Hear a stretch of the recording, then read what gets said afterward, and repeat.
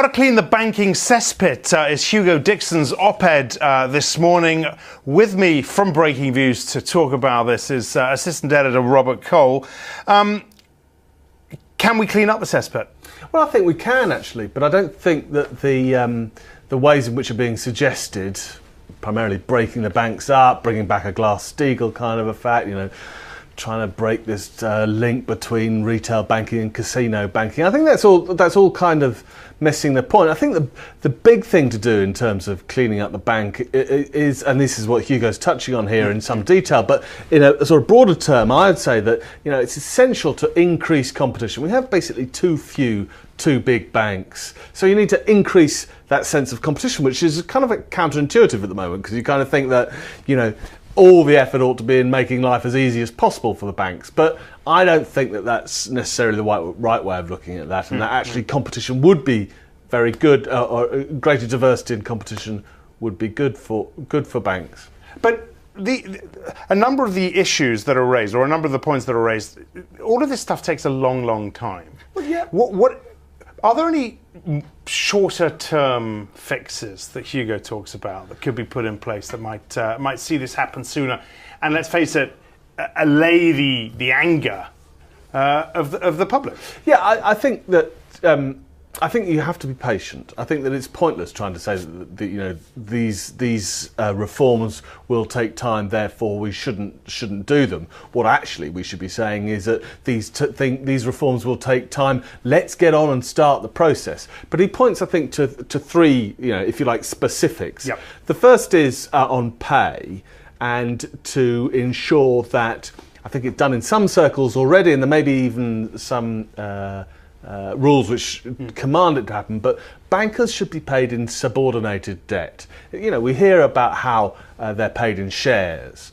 but we think Hugo thinks that they should be paid in, if you like, the debt of the bank. That brings in a kind of that old thing about how partnership, when the managers of the bank also owned the bank and had proper had a severe financial downside if things went wrong, that would make them so much more cautious. So that's point one. It would make them focus more on better risk management processes. Yeah, exactly. Right? Be more cautious. Look to the downside as well as the upside. That we hope and Hugo hopes would actually encourage a more cautious and more sustainable way of going about banking. Right. Second is a VAT on financial services, he says. Yeah, he says that we should tax banks more, and yet I think that it is clear that banks have to pay a greater part of have to pay their way more, yep. And that perhaps that bailouts are inevitable over the piece, and they need to be sure that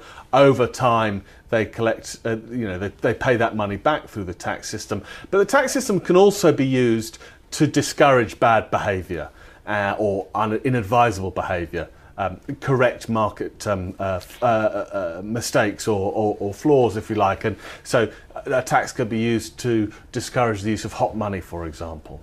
And then finally, this idea, he goes back to the boards and says the boards need to stand up more, and take or I guess, and in those terms, they need some help of regulators. I mean, the boards very clearly have their duties which they ought to be standing up to, but the regulators need to ensure that the boards and the staff on them have the spine, if you like, to stand up to particular individuals, to look after themselves. It's a question of corporate governance as well, and corporate governance has this kind of reputation as being something that the guy who didn't quite make it in investment management sort of looks after, and it's about kind of social responsibility, all of which are important things, but corporate governance, I think, is rapidly becoming a much bigger subject, and it's about the government of a corporate, right? And it's much more to do with the entire health and structure of not only banks but other companies as well. All right, Robert, many thanks for that. That was Hugo Dixon's op-ed piece. You can find that on the Breakingviews site. For more agenda-setting insight, watch our US show. That comes on every day, 12:30 Eastern, 17:30 BST. I'm Axel Threlfall. This is Reuters.